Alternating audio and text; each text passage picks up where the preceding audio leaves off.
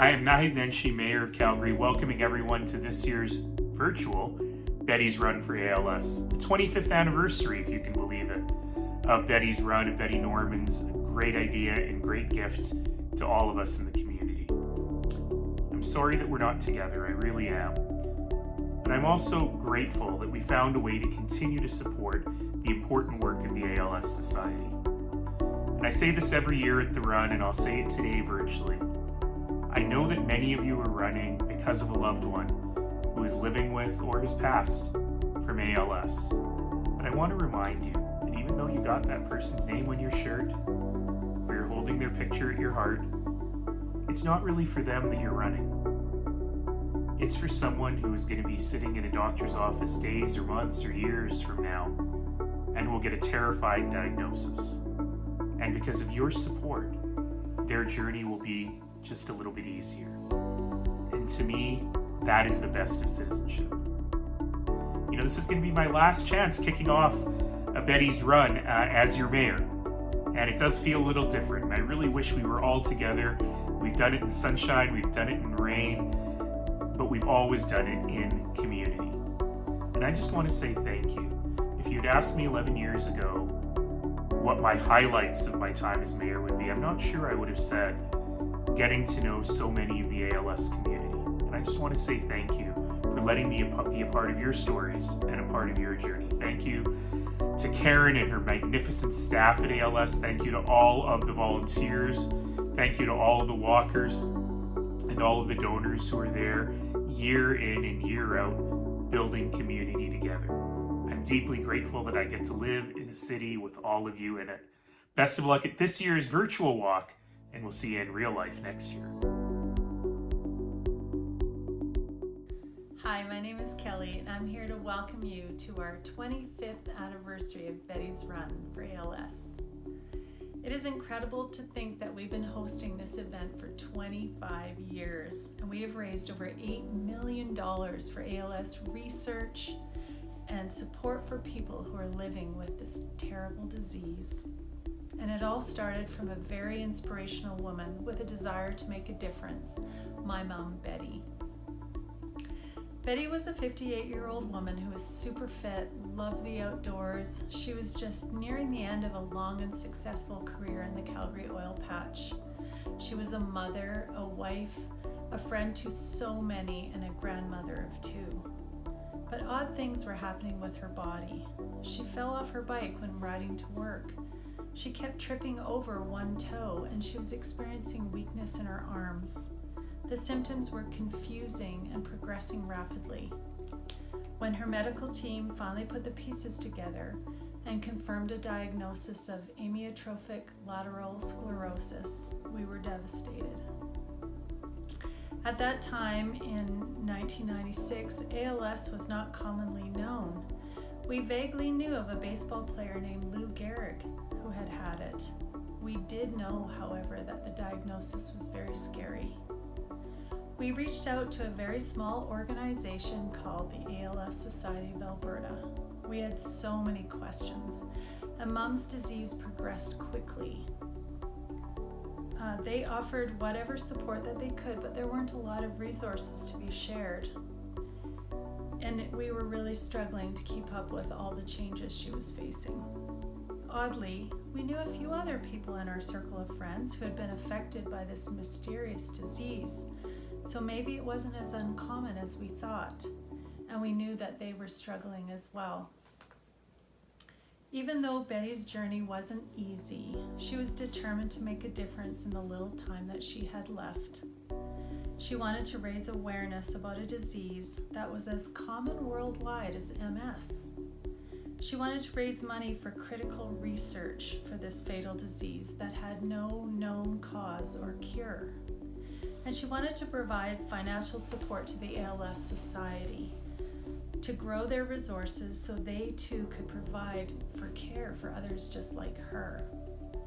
As she was a runner, she decided to host a running event, and we called it This One's for Betty.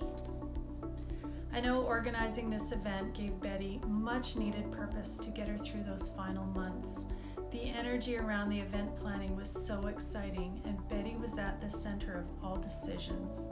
Her family and friends gathered every few weeks with plans and accomplishments, a venue, festival tents, t-shirts, timing systems, logos, brochure design, food, speeches.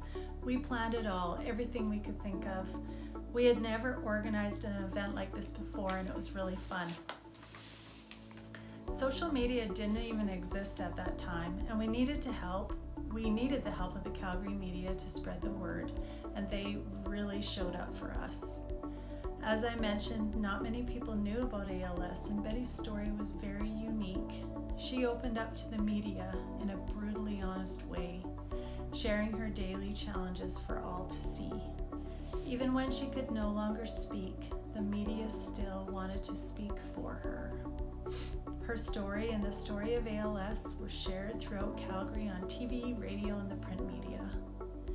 Betty's story captured the hearts of Calgarians, family, friends, and strangers alike. Donations rolled in, and every day she would be so thrilled to open the many envelopes with checks and cash from people supporting the cause. It was really a joyful time for her. This One's for Betty was a great success beyond all of our expectations. So many people showed up to walk or run in support, and we raised over $95,000 that year for research and for support to the ALS Society. Sadly, Betty passed away 2 weeks after the run, but not before she was able to experience the successful outcome of her vision to make a difference. And little did she know at that time how significant that difference would be. So we are here today, 25 years later, to continue Betty's vision. As our ALS community continues to grow, so does the need, and the ALS Society of Alberta is integral in that support. Funds from Betty's Run contribute significantly to support the mission of the ALS Society of Alberta. They have a province-wide equipment loan program, for example. Power mobility devices, communication devices, and other medical equipment are loaned out for free of charge. The Society also provides home visits, support groups, information, referrals, support to youth, all to ensure people and families get the help they need to deal with the daily challenges of this disease. The work of the ALS Society of Alberta is so important, and I am very proud that Betty's Run continues to help with that support. In closing, I want to share my deep appreciation to all the wonderful volunteers and Betty's Run committee members over all these years. Your contributions have been so significant. I also want to acknowledge and remember our past ambassadors, as they too are important to the Betty's Run legacy. Thank you to the staff, the volunteers, families, and friends that are here today to make the 25th annual Betty's Run such a success. A special thanks to Pete, our ambassador for this year. I wish you a wonderful day today. And finally, thanks to everyone for your donations to ensure that we continue to make each day the best possible day for people living with ALS. Stay well and have a great day. Thanks. Hello, all you ALS fundraising fans out there. Welcome to the 25th annual Betty's Run Day. My name is Pete Trush, and I've been given the privilege of being the 25th anniversary ambassador for Betty's Run. Wow, 25 years since Betty Norman had the strength to bring this disease to the public eye in the way she did, before it took her. Nearly everyone I've met at the Society in affiliated circles has or had a relative or a friend that has or had been diagnosed with ALS. What a dedicated body of workers and volunteers. So thank you from the get-go. A special thank you right now to the Betty's Run committee members who have volunteered their time and energy over the years, some from the very beginning, to bring us to this point today. I want to speak to you about the seriousness of this disease first. Unlike many of the other afflictions that affect mankind, there are no known survivors of ALS, as there is no cure. As ambassador, I feel a need to speak for those many, many people whose voices are now completely silenced, two of whom I personally knew and will someday join. It is terminal, and there is no cure.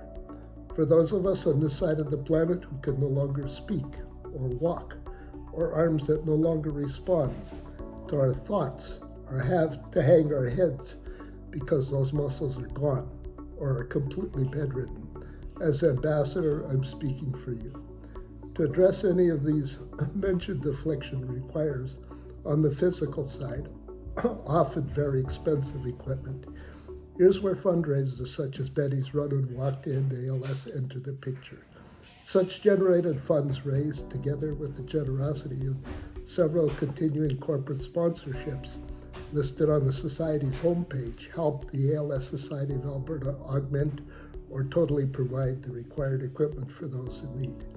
An extra special thank you is due to all those sponsors.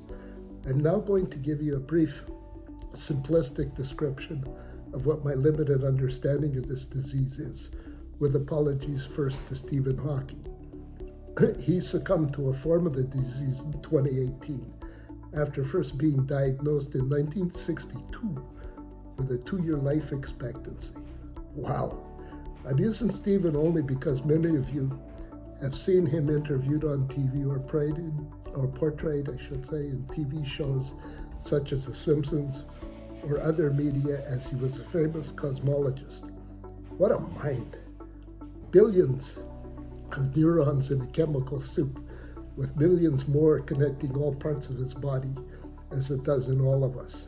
In his previously healthy body, that motor neural network connected to muscles told the body to feed those muscles. Somewhere, somehow, in that chemical soup, something went wrong, as it did with all of us with ALS.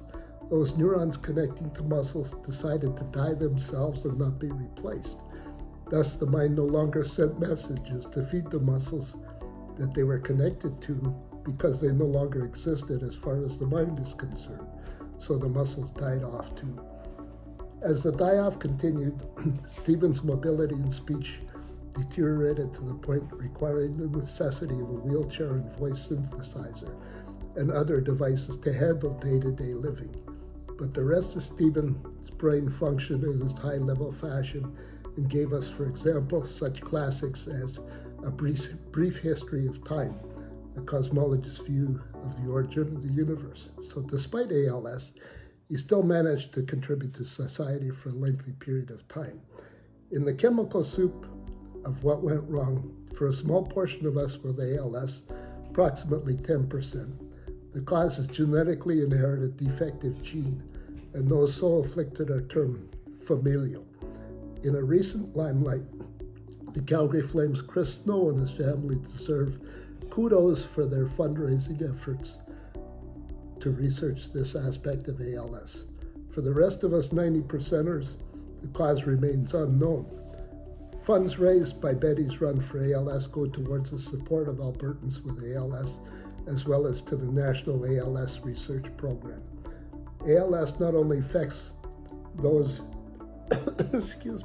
those inflicted with it in a physical way, but also mentally as well. It can rob your dignity and leave you with a glass half empty instead of one half full. Once again, here enters the society with its support groups for those of us with the disease, and also for those caregivers who have a super onerous task of caring for us. So many thanks are due them. So thank yous, one and all. I knew nothing of the ALS Society of Alberta prior to my diagnosis. My first encounter, and for a period of time my only encounter with the society, was with Michelle, who had drawn the short straw and ended up with me as one of her clients. Leslie and Rob, thank your lucky stars and show Michelle a little sympathy, not just because she's a staunch Oilers fan.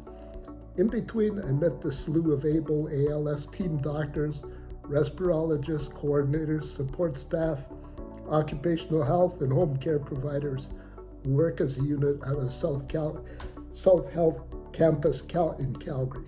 So many thanks are due them, as their combined efforts are helping me and all of the rest of us in southern Alberta and beyond stay on this planet. My next society encounter was meeting a beautiful human being named Karen, the CEO of the society, and through her, Michael Backlund. Michael and his wife Frida have long supported the ALS Society in so many ways and for so long a period of time. Frida had lost her mother Anne to the disease. Congratulations on winning for the second time a very deserved accolade in the form of the Ralph T. Skirfield Humanitarian Award. I'm sure Anne would be proud, just as those of us whom you have touched with your thoughtfulness are. Since I'm notoriously known for making a short story long, suffice it to say that many travel stories, life experiences occurred next before COVID hit. Then along came COVID, capturing us in a bubble, luckily in Kelowna with a son and 2 grandsons, instead of in isolation in our Calgary home. Had the latter occurred, there's a strong chance I wouldn't be talking to you today, despite or because of our upcoming 50th wedding anniversary this September.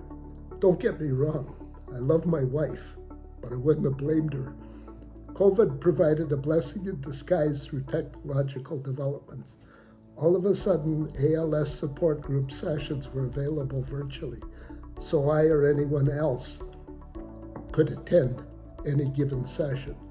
A slew of very interesting people opened my eyes to so many things to which I will always be grateful. Everyone I met is interesting, but due to time limitations, I can only use a few examples, such as Patricia, for example, who raised 5 of 6, or was it 4 of 5 koi fish outside through a Calgary winter, and despite mobility issues, still goes camping with her supportive husband of now more than 50 years.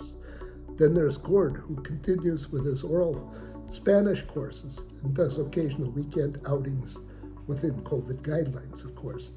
And then there's Mina and her father, Mike, the inventor, who built many tools to assist his limited mobility and shared his work on YouTube.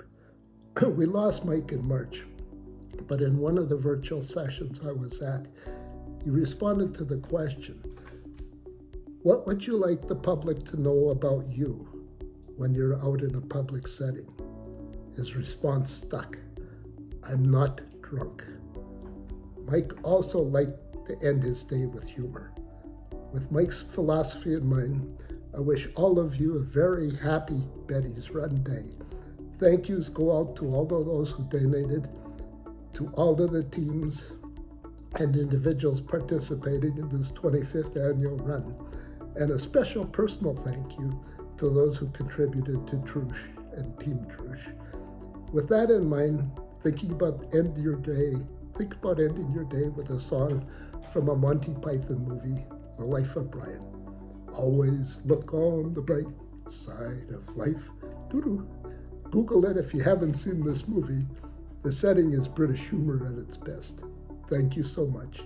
Have a wonderful day.